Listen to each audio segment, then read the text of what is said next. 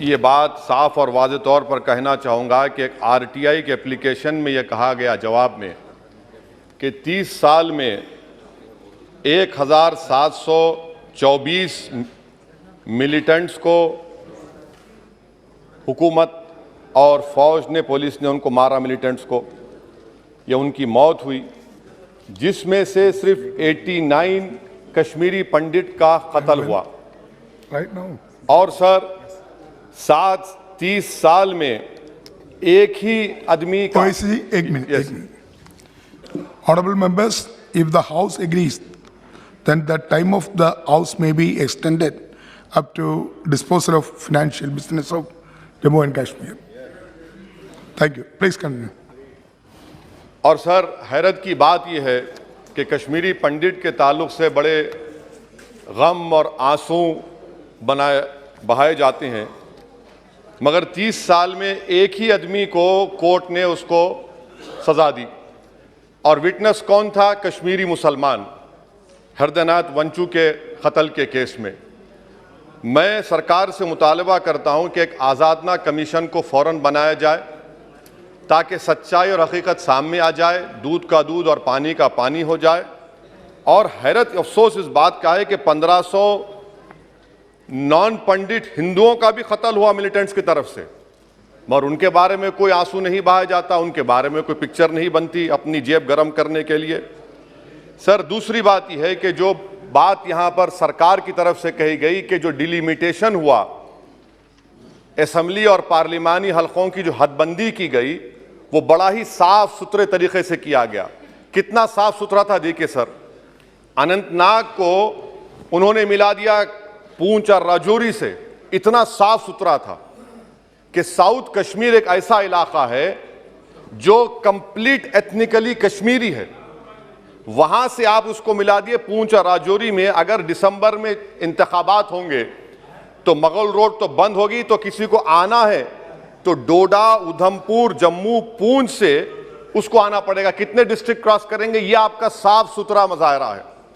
तीसरी बात यह है कि सर मैं मोहतरमा फाइनेंस मिनिस्टर साहिबा जब जवाब देंगे, वो उस ऐवान के जरिए पूरे मुल्क को बता दें कि आपने दफा 370 को, आर्टिकल 370 को हटाने के बाद आपने कहा था कि हर मर्ज का इलाज हो जाएगा।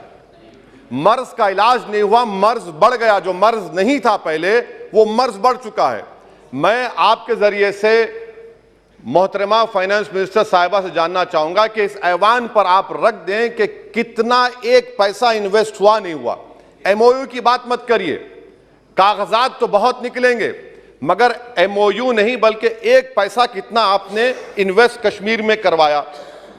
दूसरी बात यह है सर, एक तरफ सरकार बोलती है हम प्राइवेटाइज करेंगे पूरे मुल्क में, एलआईसी और सब चीज, मगर यहां पर हॉर्टिकल्चर को पब्लिक सेक्टर अंडरटेकिंग बना दिया गया। जो कश्मीरी अपना सेब बेचता था, आप उसको कह रहे हैं नहीं अब हम पीएसयू बना दिए हैं। यह आपका साफ सुथरा और आपकी राह दिखाता है। पावर आपका बरखी का, आपने उसको सेंट्रल पीएसयू से जोड़ दिया। तीसरी बात यह सर, आपकी इकोनॉमिक पॉलिसी है क्या फिर कश्मीर के लिए? यहां पर एक पॉलिसी, वहां पर एक पॉलिसी, कौन सी कंटिन्यूएशन है?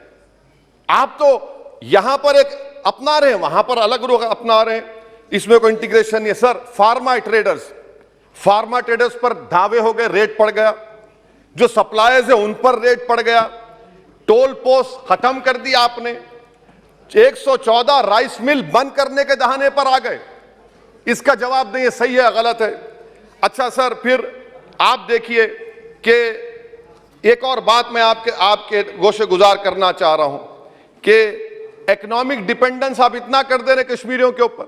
यानी आप कल ये बताएंगे, मैं खत्म कर रहा हूं सर, कल आप ये बताएंगे कि नहीं हमने तो इतना पैसा दिया था। सर कि आप ये इकोनॉमिक पॉलिसी क्या है आपकी? और अनएम्प्लॉयमेंट कितना है सर कश्मीर में आज?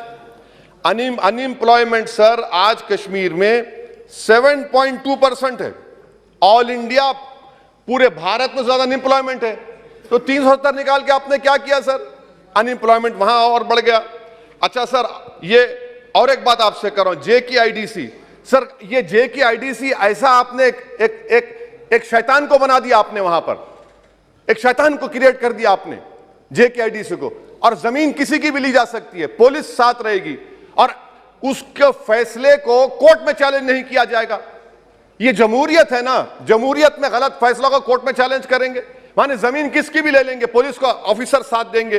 तो इसीलिए सर हम ये कहना चाह रहे हैं कि हर एतबार से आपने वहां पर कोई गलत पॉलिसी की और अखलाकी तौर पर, आईनी तौर पर कन्वेंशन जो है, ये बजट को यहां नहीं डिबेट करना चाहिए।